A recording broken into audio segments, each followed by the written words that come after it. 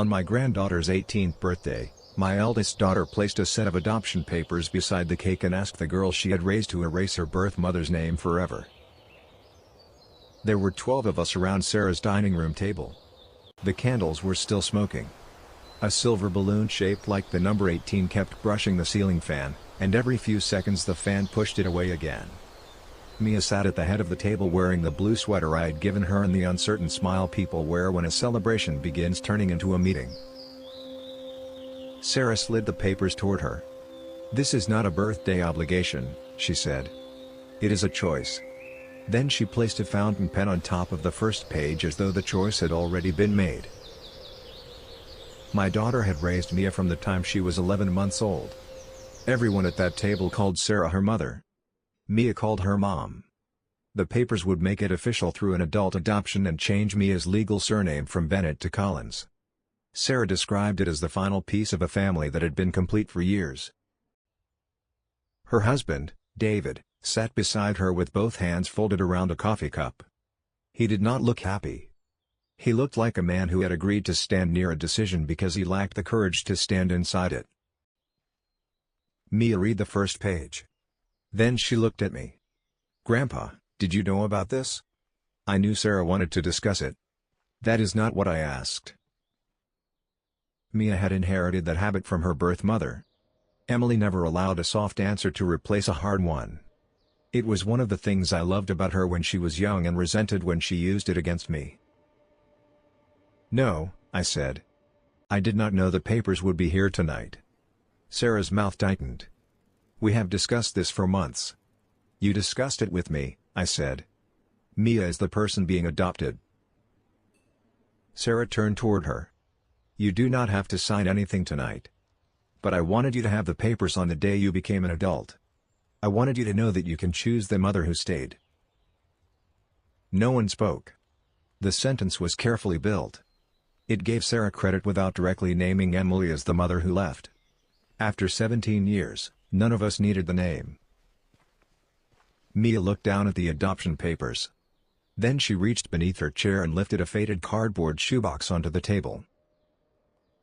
Sarah stopped breathing.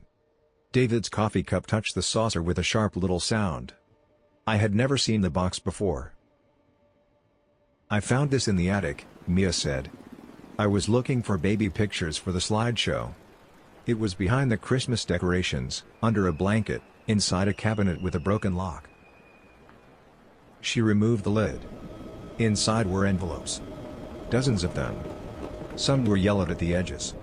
Some were bright and recent. Every one was addressed to Mia. The return address on the top envelope belonged to Emily Bennett, my younger daughter. The woman Sarah had told us stopped writing before Mia learned to walk. Mia opened the first card. A pink number 1 was printed across the front. Inside, Emily had written, "Happy first birthday, my beautiful girl.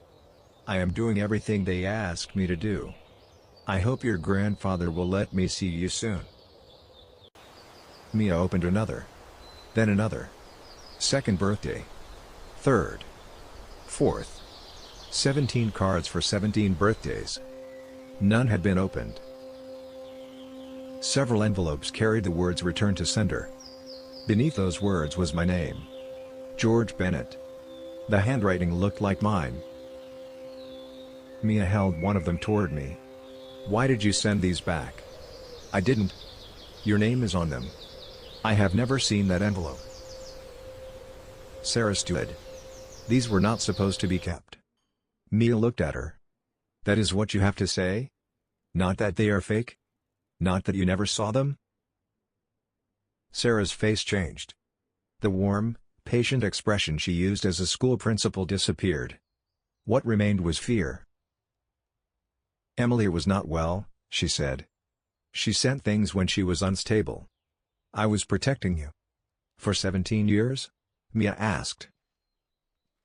Sarah looked at me. "Dad, say something." I picked up the envelope. The words "Return to Sender" leaned slightly to the right. My handwriting leaned that way too. The capital G had the same broken loop I had used for most of my life. Then I noticed the date. It had been written 12 years earlier. By then, arthritis had changed the way I held a pen. I had stopped forming the letter G that way 2 years before the envelope was returned. Someone had copied old handwriting. Someone who had access to my letters, my name, and every birthday card Emily sent. But the cards were not the worst thing inside that box. Beneath them was a court notice addressed to me. It said Emily had completed 2 years of treatment, secured stable housing, and requested supervised contact with her daughter. The hearing had taken place 14 years earlier. I had never attended. I had never known it existed. Mia unfolded the final paper. It was a photograph of Emily standing outside the county courthouse on the morning of that hearing. She held a small stuffed rabbit and a sign with Mia's name. On the back, Emily had written, "I waited until the building closed. No one came." Mia pushed the adoption papers away. "Where is she?" Sarah shook her head. "I don't know. Do not lie again." David stood slowly. "She lives in Fairmont," he said. Sarah turned toward him. "David. He looked sick. She sent a certified letter last Christmas. I saw the address." Fairmont was 92 miles away. For years, we had spoken about Emily as though she had disappeared beyond the edge of the country. She had been living less than 2 hours from my front door. Mia rose from the table. Sarah reached for her. Mia stepped back. It was a small movement. I saw it strike Sarah harder than a slap. "Where are you going?" Sarah asked. "Somewhere nobody has already decided who my mother is." She lifted the shoebox and walked out. The silver balloon continued brushing the ceiling fan. No one moved to stop it. "My name is George Bennett. I was 71 years old when I learned that 17 years of silence had been carefully manufactured inside my own family." Sarah had hidden the letters. David had known enough to be ashamed. And I had believed the version of Emily that required the least work from me. Sarah was 48. Emily was 45. They had been different from the day we brought Emily home from the hospital. Sarah liked instructions. At 6, she asked my wife, Ruth, to write down the rules for Christmas morning so no one would open gifts in the wrong order. At 12, she created a household calendar and fined Emily 25 cents for using the red marker on a blue marker day. Emily treated instructions as the beginning of a negotiation. She wore 2 different shoes to school because a teacher told her footwear had to match her uniform but never said the shoes had to match each other. She rescued injured birds, lost permission slips, and once invited a homeless woman to Thanksgiving without telling us until the woman arrived. Sarah made life orderly. Emily made it larger. Ruth understood both of them better than I did. I was a high school shop teacher, and I preferred problems that could be measured before they were repaired. Ruth died when Sarah was 27 and Emily was 24. A sudden infection took her in 11 days. There was no long goodbye, no family meeting, and no wise final instruction that told us how to continue without her. Sarah responded by organizing the funeral, closing accounts, labeling Ruth's belongings, and returning to work on Monday. Emily responded by crying in grocery stores, missing shifts at the animal clinic, and calling me at 2 in the morning because she had forgotten the sound of her mother's laugh. I praised Sarah for being strong. I told Emily she needed to pull herself together. That was the first time I rewarded one daughter for making grief convenient and punished the other for allowing me to see it. 3 years later, Emily became pregnant. Mia's father, Lucas Warren, worked as a commercial electrician. He was kind, funny, and completely unprepared for how much Emily worried. They planned to marry after the baby was born. Lucas died in a highway accident when Mia was 4 months old. Emily's grief returned with the force of something that had been waiting behind a door. She stopped sleeping. She forgot appointments. She called Ruth's old telephone number even though it had been disconnected for years. One February night, she arrived at my house without a coat, carrying Mia in a blanket and saying she had not slept for 3 days. I called Sarah.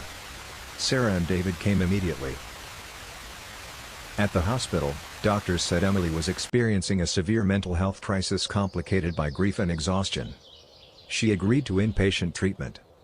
Before she was admitted, she made Sarah promise to care for Mia for 6 months. "Not forever," Emily said. "Just until I can stand up without holding her." Sarah took her hand. "However long you need." That sentence became the beginning of everything. Sarah and David had been trying to have a child for almost 8 years.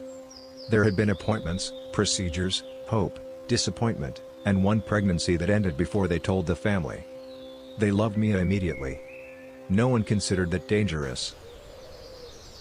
For the first 3 months, Sarah took Mia to every visit with Emily.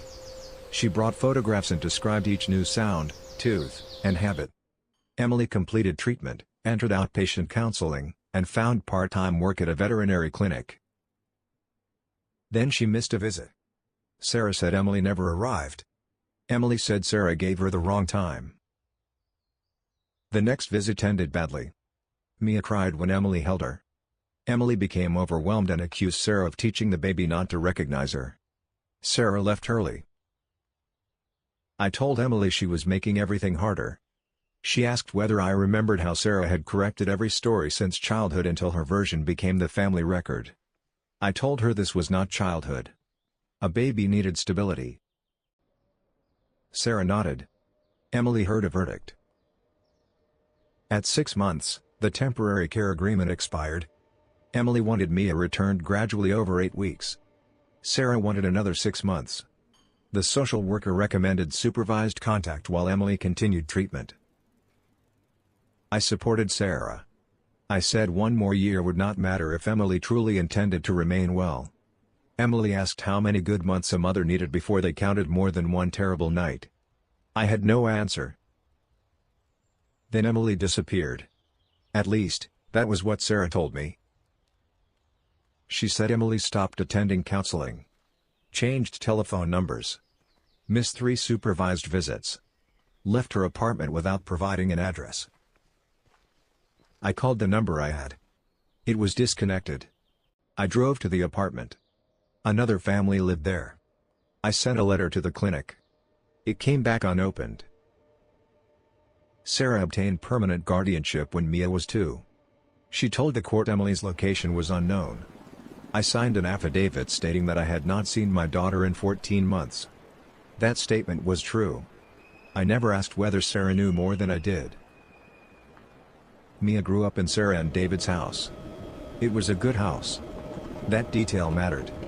Sarah attended every parent-teacher conference, every recital, every feverish night, and every birthday breakfast. David built a treehouse, coached soccer, and learned how to braid hair badly but enthusiastically. Mia was loved. The lie did not grow in the absence of love. It grew inside love that became frightened of sharing. When Mia was 5, she asked why her mother left.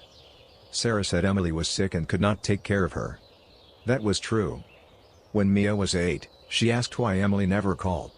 Sarah said some people loved freedom more than responsibility. That was an interpretation.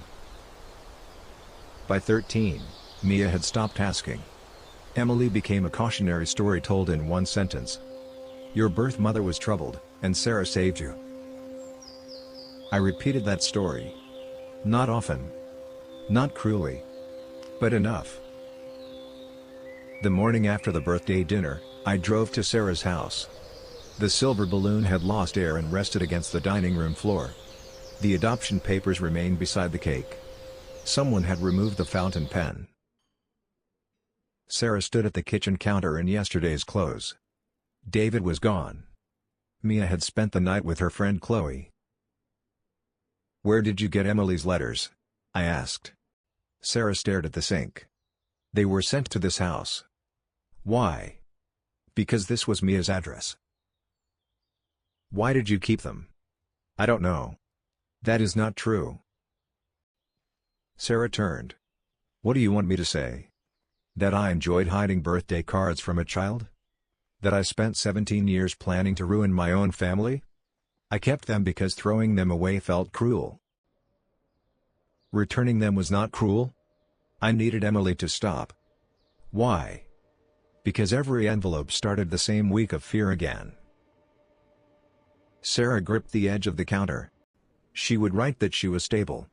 She would ask for one visit. Then another. What was I supposed to do when she broke down again?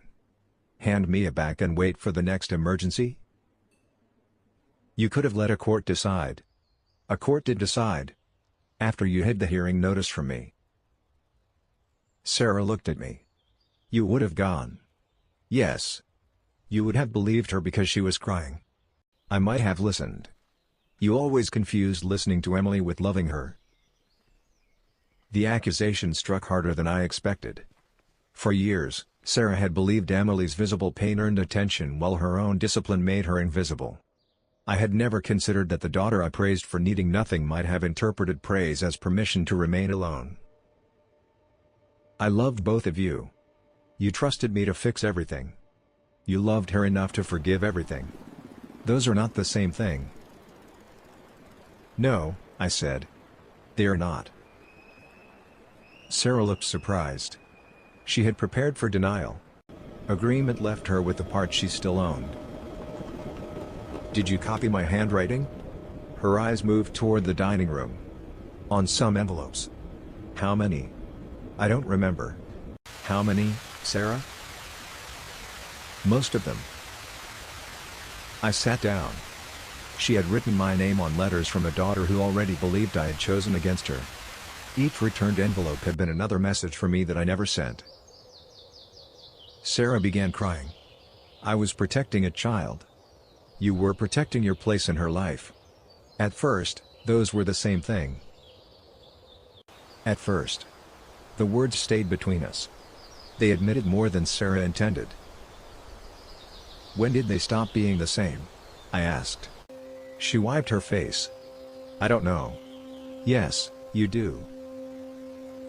Sarah did not answer.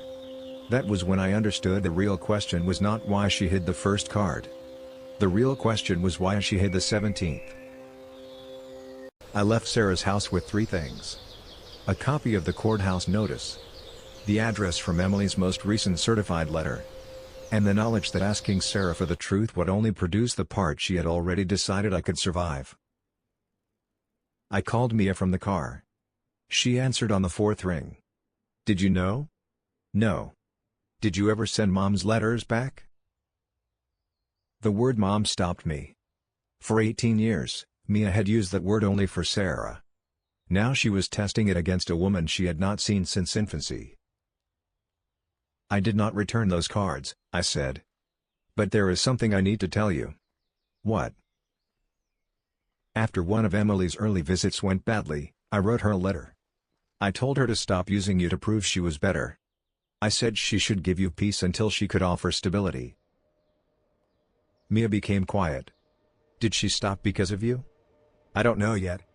That is becoming everyone's favorite answer. I am driving to Fairmont. To see her? Yes. Do not tell her I'm coming. I thought you were staying with Chloe. I am not asking permission.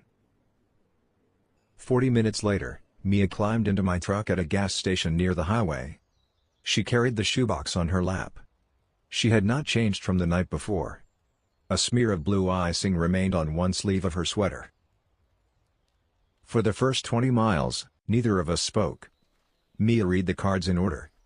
Emily's handwriting changed over the years. The early cards were crowded with apologies and promises. Later ones became calmer. They asked for nothing. At age 7, Emily wrote about learning to bake bread. At 10, she enclosed a photograph of a dog she had adopted. At 12, she wrote that she had been promoted at the animal clinic. At 16, she said she would not contact Mia directly because she had been told contact might cause harm. The 17th card contained only 4 sentences. I do not know what they have told you about me. I hope the life you have is kind. You never have to make room for me. But if you ever look, I am still here. Mia closed the card. Why did she keep sending them if none came back opened? Hope can become a habit. That sounds like something people say when they do not know. It is. We reached Fairmont before noon. Emily lived in a small duplex on Linden Street with green shutters and a narrow porch crowded with clay flower pots. A wind chime made from old silverware hung beside the door. That detail made my chest ache. Ruth used to make wind chimes from spoons Emily brought home from yard sales. Mia remained in the truck. "I cannot do this yet." "You do not have to. Do not tell her I am outside." "I won't." I walked to the porch alone. Before I could knock, the door opened. Emily stood there wearing green medical scrubs and holding a set of car keys. Her hair was shorter. There were fine lines around her eyes. For one irrational second, I expected her to be 28 and angry. Instead, she was 45 and tired. She looked at me without speaking. Then she glanced toward the truck. Mia had lowered her face behind the shoebox, but the blue sweater was visible through the windshield. Emily's knees seemed to weaken.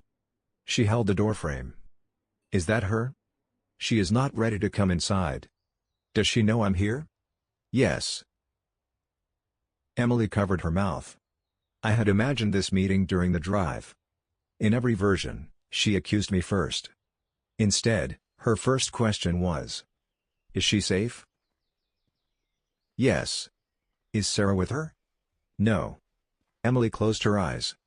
Then something happened. I showed her the courthouse notice. Then one of the returned envelopes. Emily did not need to inspect it closely. "I knew you hated me," she said. "I did not know you practiced the handwriting." "I did not write that." Her face became still. "You sent the first one?" "Yes." "The one that said Mia needed peace from me?" "Yes." Emily went inside and returned with a plastic document case.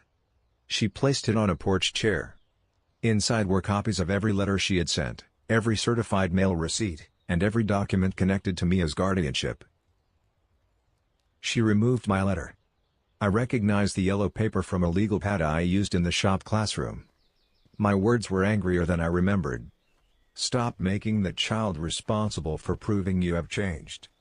If you love her, give her the peace you have not been able to give anyone else." I read the paragraph twice. "I wrote this after Sarah told me you tried to take Mia from the daycare." Emily looked at me. "I went to the daycare because Sarah changed the visit location and did not tell me. I was waiting at the social services office for an hour. When I called, she said Mia was at daycare and told me not to make a scene." "Did you try to take her?" "I asked to see my daughter. I was crying. The director called Sarah. By the time the police came, the story was that I had attempted an abduction." "Why didn't you tell me?" "I did. You sent that letter 3 days later." There are moments when guilt enters so completely that defending yourself would feel indecent. I sat on the porch step. Emily remained standing. "What happened to your apartment?" "I moved into transitional housing closer to treatment. I gave Sarah the address. She said you did not want it." "The clinic returned my letter. Because I left the job after Sarah called my supervisor. She said I was using client records to contact the family. It was not true, but they did not renew my probationary contract." Emily removed another paper. It was a money order for $25,000, never cashed. The purchaser was David Collins. "What is this?" "Sarah offered me money to sign a permanent guardianship agreement and stop contact. She said it would help me start over. I mailed it back." "She told me you asked for money." Emily laughed once. The sound contained no humor. "Of course she did." Behind me, the truck door opened. Mia stepped onto the sidewalk carrying the shoebox. Emily stopped moving. Mia walked to the bottom of the porch steps. She looked at Emily's face, hands, hair, and shoes as though searching for evidence of herself. Emily did the same. Neither spoke. A delivery truck passed at the end of the street. The wind chime tapped softly against the porch post. Mia lifted the top birthday card. "Did you write these?" "Yes." "Why didn't you come find me?" Emily's eyes filled. "I tried." "For how long?" 7 years. Then what? Then a family counselor told me that appearing unexpectedly could frighten you. She said if the people raising you believed I was dangerous, every attempt might force you to choose sides before you were old enough to understand. So I kept sending one card a year. You could have gone to court again. I tried twice. The first petition was dismissed because Sarah said my address was unstable. The second attorney told me I would probably lose and that another public fight could hurt you.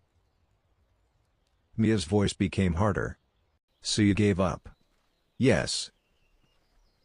Emily did not improve the answer. She did not call surrender sacrifice or patience. She let the word remain ugly. I gave up on winning, she said. I did not stop loving you. I know those are different things to me and may not be different to you. Mia looked down at the box. What am I supposed to call you? Emily is fine. You don't want me to call you Mom? Emily's mouth trembled. I want many things I have no right to request. You should call me whatever makes the room easier for you. Mia climbed one step. Then stopped. Can I come inside? Emily moved away from the doorway immediately. You never need permission to leave. You can stay 5 minutes or 5 hours. You can change your mind before you cross the door. Mia entered.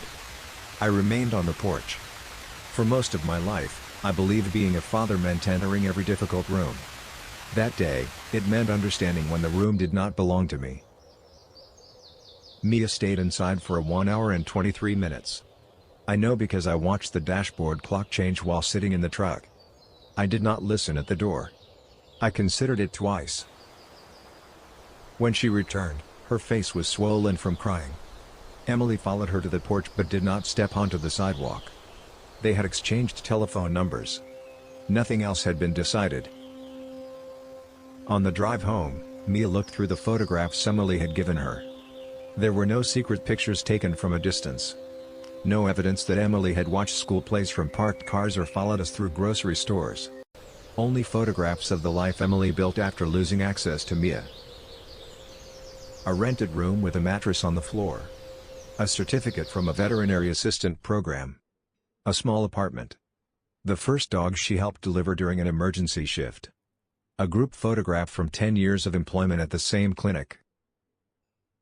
Mia held up the last photograph. Emily stood beside a birthday cake with the number 40 on it. The cake was decorated with tiny purple flowers. Purple had always been Mia's favorite color. She said she bought herself a cake every year on my birthday. I kept my eyes on the road. That must have been difficult to hear. Everything is difficult to hear now. Mia placed the photograph back in the envelope. I love Sarah. I know. I called her Mom because she is my mom. I know. Stop saying you know. All right. She pressed her forehead against the window. I feel like loving one of them is evidence against the other. That is what the adults in this family taught you. It was wrong. Mia looked at me. Which one are you choosing now? The question was not fair. It was also one she had every reason to ask. I am choosing not to help either of them make you choose. She watched me for several seconds. That sounds good. I hope I can make it true. David was waiting in my driveway when we returned. He stood beside his car wearing the same brown jacket he had worn to the birthday dinner. Mia walked past him without speaking and entered my house. David watched the door close. I deserve that. That is not useful right now. He handed me a thick envelope. Inside were copies of emails, certified mail notices, and bank statements. Some dated back 16 years. How much did you know? At first, very little. Later? Enough. David sat on the front step. He was a quiet man by nature. For years, I had mistaken quietness for honesty because neither demanded much attention. When Emily began sending cards, Sarah told me the counselor advised against contact. I believed her. When the certified letters came, she said they were legal pressure from someone who still was not stable. I believed that too. When did you stop believing? 8 years ago. The answer made me sit beside him. What happened? I opened a letter by mistake. It was addressed to Sarah, but the return label said Emily Bennett. She included proof of employment, a letter from her therapist, and a request to meet through a mediator. What did you do? I confronted Sarah. She said Emily had learned how to perform stability. She said I had not seen the hospital, the police, or Mia crying after visits. She said I was willing to gamble with our daughter because I wanted to feel moral. Our daughter, I repeated. David lowered his eyes. That was how I thought of her. That is how I still think of her. Thinking of Mia as your daughter was not the betrayal. Helping Sarah erase the woman who gave birth to her was. David nodded. I know. No. You know it now because Mia found the box. What did you know last week? He looked toward my front door. I knew Sarah had hidden letters. I knew Emily lived in Fairmont. I knew the adult adoption would make the story permanent. And you sat beside the papers. Yes. David's voice broke. I kept telling myself Mia was happy. She loved us. She had a good life. I thought telling the truth would only transfer pain from the adults who created it to the child who had escaped it. She did not escape it. You stored it in the attic until she was old enough to open the box herself. David covered his face. I did not comfort him. He was not asking for comfort. For once, he was sitting inside the consequence without requesting a shorter sentence. The envelope contained one document that changed the shape of the entire story. It was a transcript from a guardianship mediation held when Mia was 4. Emily had attended by telephone. Sarah had told me the hearing was cancelled because Emily could not be located. In the transcript, Emily requested one supervised visit every 6 weeks. She offered to pay travel costs and agreed not to identify herself as Mia's mother until a child therapist approved. Sarah refused. Not because a clinician advised it. Because Sarah's attorney argued that any contact would interfere with the secure parental identity Mia had formed. Near the end, the mediator asked Sarah one question. If Emily maintains stability for 5 years, would you reconsider contact? Sarah answered. No. By then, Mia will be my daughter in every way that matters. At that point, Mia had been living with Sarah for 3 years. The lie was no longer about waiting to see whether Emily recovered. Sarah had already decided recovery would change nothing. Mia read the transcript at my kitchen table. She did not cry. She became very still. That stillness frightened me more. Did Sarah love me? She asked. Yes. Was she protecting me? At first, I believed she was. And later? Later, she was protecting a life she could not bear to lose. Is that supposed to make it better? No. It is supposed to make it accurate. Mia folded the transcript. I want every document. Every letter, court record, email, school form, and medical form. I want to know every place Sarah wrote that Emily was dead, dangerous, missing, or unwilling. That will be painful. Everyone has used that word to decide what I am allowed to know. Do not use it again. I won't. Over the next 2 weeks, Mia built her own record. She requested court files. She obtained copies of school enrollment forms. She asked her doctor for the family medical history Sarah had provided. On one form, Emily was listed as deceased. On another, she was described as having abandoned Mia at birth. A middle school counselor had been told that direct questions about the birth mother could trigger emotional instability.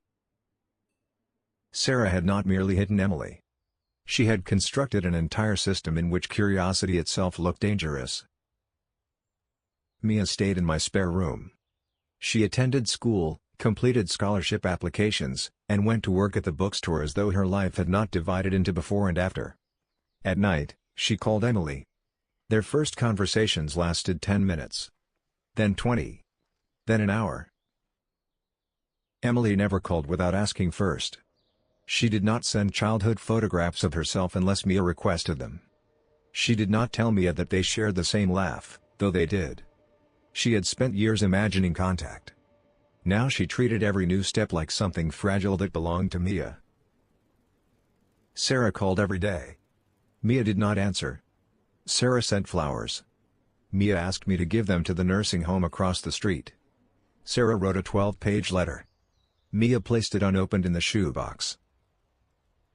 On the 15th day, Sarah came to my house. I met her on the porch before she reached the door. Mia does not want to see you. You are keeping my daughter from me. The sentence seemed to surprise even Sarah. For 17 years, she had used those words to describe Emily as a threat. Now they had returned wearing her own voice. I am not keeping anyone, I said. Mia is 18. She decides who enters. She is angry and confused. She needs her mother. Which one? Sarah looked through the window. Mia was visible at the kitchen table with her laptop.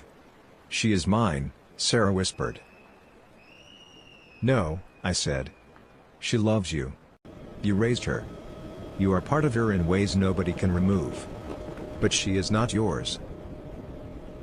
Sarah's face crumpled. I changed every diaper. I sat beside every hospital bed. I knew which stories calmed her and which cereal she would eat when she was sick. Emily sent cards. That does not make the cards meaningless. It does not make your years meaningless either. You are the one who turned this into a competition where only one mother could remain. Sarah wiped her face. She will choose Emily now because Emily never made her clean her room, finish homework, or come home by midnight. Emily gets to arrive carrying apologies and birthday cards.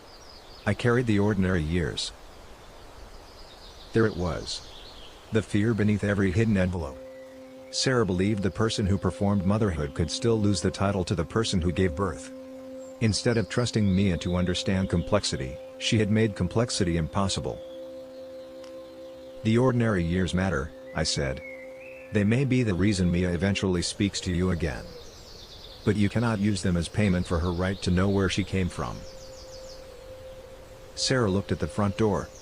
Tell her I love her. She knows. Then why won't she see me? Because love is not the fact she is questioning. Mia agreed to one family meeting 3 weeks after her birthday. Not because Sarah requested it. Because Mia said she was tired of learning the truth in pieces from people who always seemed to have one more explanation waiting. She chose the office of a family mediator named Dr. Lena Morris. The room contained 6 chairs arranged in a circle, a box of tissues, and no table behind which anyone could hide. Mia sat beside the window. Emily sat across from her. Sarah and David sat together but did not touch. I took the chair nearest the door. Dr. Morris asked Mia what she wanted from the meeting. Answers that do not begin with what was best for me. Sarah flinched. Emily lowered her eyes. Mia opened a notebook. She had written questions and placed each person's name beside the ones they were required to answer. No one was allowed to interrupt. No one was allowed to correct another person's feelings. If someone did not know, they had to explain what they had done to find out. Her first question was for Emily. Were you ready to raise me when you asked for me back? Emily took a breath. Not completely. Sarah looked up. Dr. Morris raised one hand before she could speak. Emily continued. I had completed treatment and found work. I was sleeping and taking care of myself. But I was still grieving, still frightened, and still angry at everyone. I believed loving you meant I should have you back immediately. I understand now that a gradual return would have been safer. Did you ever plan to take me and disappear? No. Did you think about it? Emily's eyes filled. Yes. Once, after the daycare incident. I imagined getting on a bus with you. I did not do it. But I was not as calm or safe as I later wanted everyone to believe. Mia wrote something in the notebook. She did not thank Emily for being honest. Honesty was not a gift in that room. It was the minimum cost of remaining seated. Her next question was for Sarah. When did you first know Emily was stable? Sarah looked toward Dr. Morris. The mediator did not help her. About 10 years ago. Mia's pen stopped. I was 8. Yes. What happened? She sent a letter from the clinic director confirming 7 years of employment. She had the same apartment for 5 years. She asked for one supervised meeting with you and me present. Why did you say no? Sarah began with the answer she had repeated for years. I was afraid it would confuse you. Mia waited. No one spoke. Sarah's shoulders lowered.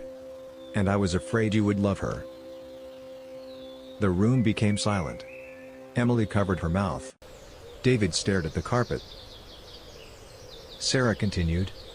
I had already built my life around being your mother. You reached for me when you were sick. You wrote my name on school forms. When other parents asked, I said you were mine.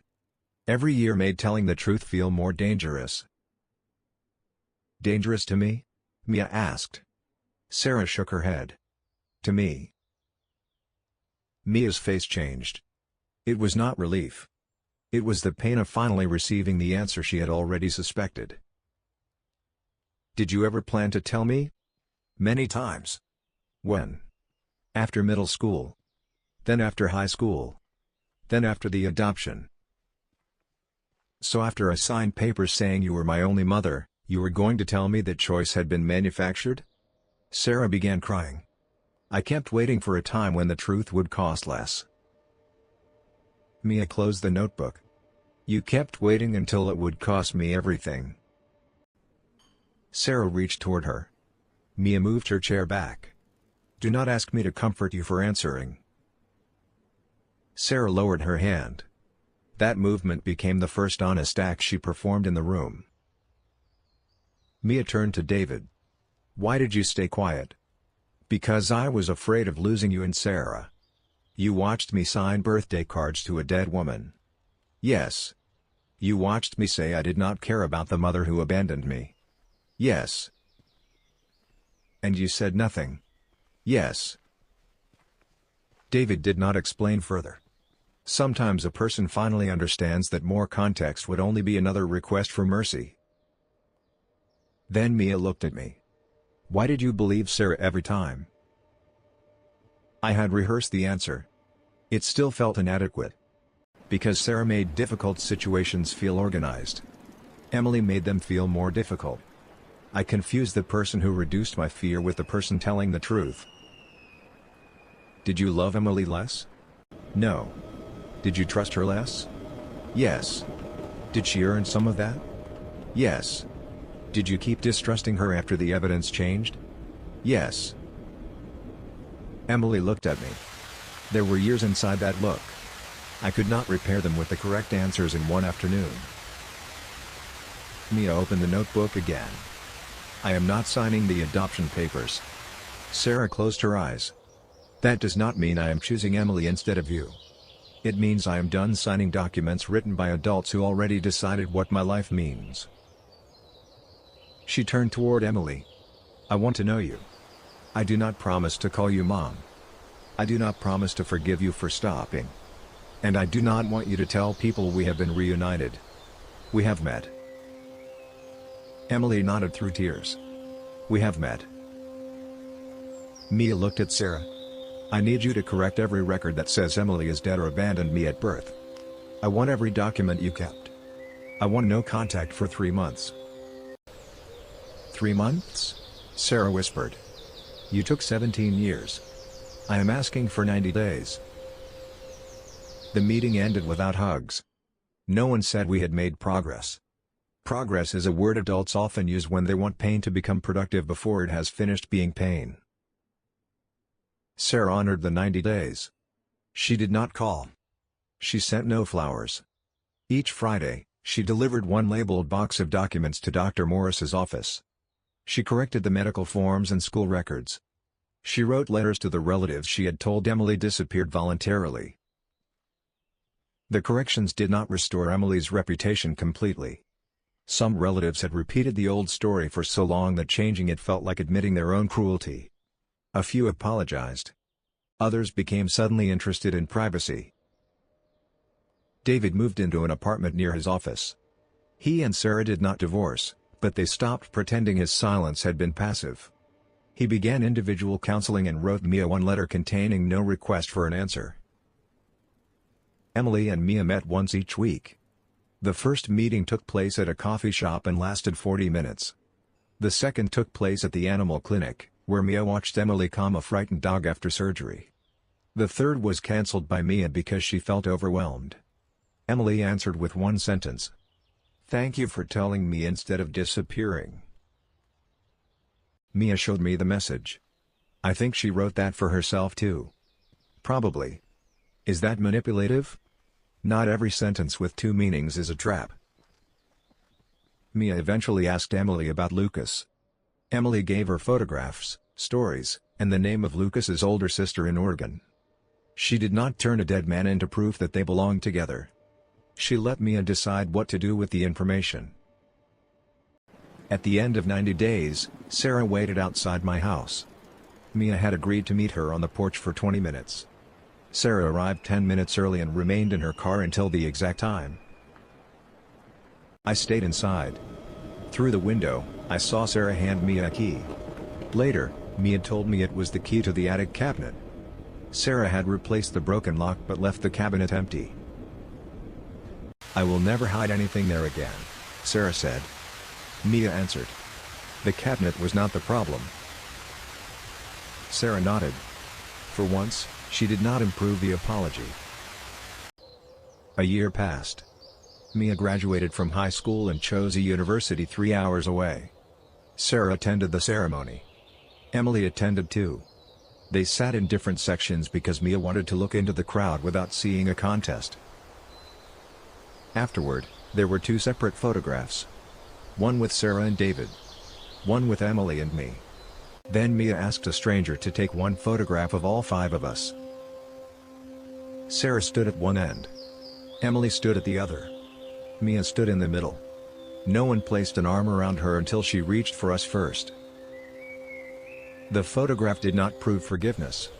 It proved we could remain in one frame without requiring anyone to disappear. On Mia's 19th birthday, she invited us to dinner at a small restaurant near campus. There were no legal papers beside the cake. No fountain pen. No prepared speech about what the family meant. Mia brought the shoebox. It no longer contained unopened cards. She had read every one. The court records and returned envelopes remained inside too. Sarah looked at the box. "Do you keep that because you do not trust me?" Mia thought before answering. "I keep it because forgetting would make forgiveness dishonest if it ever comes." Sarah accepted the sentence. Emily looked toward the candles. David asked whether anyone wanted coffee. It was awkward. It was also the first birthday in Mia's life where no adult controlled the story around her. Before she blew out the candles, Mia removed 2 cards from the box. One was from Emily. One was from Sarah. She opened both at the table. Emily's card said, "I am grateful for every part of your life you choose to share." Sarah's card said, "I am learning that raising you did not give me the right to write the parts of your life that frightened me." Mia placed the cards side by side. Then she lit the candles herself. My eldest daughter had spent 17 years believing motherhood could be secured by removing every competing claim. My younger daughter had spent those same years believing love was proven by continuing to knock, even when the person inside had been taught to fear the door. I had believed choosing the most stable version of events made me responsible. We were all wrong in different ways. Not equally. Different does not mean equal. Sarah took years that did not belong to her. David helped silence the truth. I accepted the easiest daughter to believe. Emily stopped fighting before Mia was old enough to know there had been a fight. None of those failures canceled the others. And none gave Mia the childhood back in a cleaner form. What we could give her was control of what happened next. The right to use the word mom once, twice, or not at all. The right to keep Sarah in her life without pretending the letters did not exist. The right to know Emily without turning reunion into a debt. The right to love people who had harmed one another without becoming the evidence in their defense. Mia did not change her surname to Collins. She kept Bennett. Not as a rejection of Sarah. Not as a reward for Emily. She said it was the one name no adult had asked her to choose. The shoebox now sits on a shelf in Mia's apartment. The lid is never locked. Inside are the old returned cards, the court records, and new birthday cards from both women. The box is no longer hidden evidence. It is history with the door left open. When Mia finished making her wish that night, she looked around the table. Sarah was crying quietly. Emily was holding both hands in her lap so she would not reach too soon. David waited without trying to fill the silence. I watched my granddaughter become the first person in our family to understand that love does not need one official version to be real. "Are you going to tell us your wish?" I asked. Mia smiled. "No." "Why not?" Sarah asked. Mia looked at the two open cards beside her cake. "Because this one belongs to me." Then she blew out the candles. 2 years later, Mia asked Sarah and Emily to help her move into a new apartment after college. She assigned them different rooms. Sarah organized the kitchen. Emily assembled a bookshelf while ignoring the instructions and placing one shelf backward. Some family habits survive even after the family story changes. At lunch, Sarah noticed the crooked shelf. She opened her mouth. Then she closed it. Emily saw her and laughed. It was the first time I had heard my daughters laugh together since Ruth died. The sound did not mean they had forgiven each other. Sarah still carried the knowledge that Emily had lost years she could never return. Emily still carried the knowledge that Sarah had been present for every ordinary day she missed. Neither woman could build a moral victory from the other's pain anymore. Later that afternoon, Sarah asked Emily whether she remembered the red marker rule from childhood. Emily said she remembered breaking it on purpose. Sarah admitted she had invented the rule because she liked the red marker and wanted it for herself. Mia looked at both of them. So the family history was manipulated even then? For a second, no one knew whether she was joking. Then Mia smiled. We all laughed. That moment mattered because humor had finally returned without being used to avoid responsibility. We could remember who we had been without pretending those memories excused who we later became. Before I left, Mia handed each of us a spare key. The keys had colored tags. Mine was gray. Emily's was purple. Sarah's was red. Sarah looked at the tag and raised one eyebrow. Mia said, "There is no schedule. Nobody owns the marker." Then she gave us the rules. Call before visiting. Do not enter if she does not answer.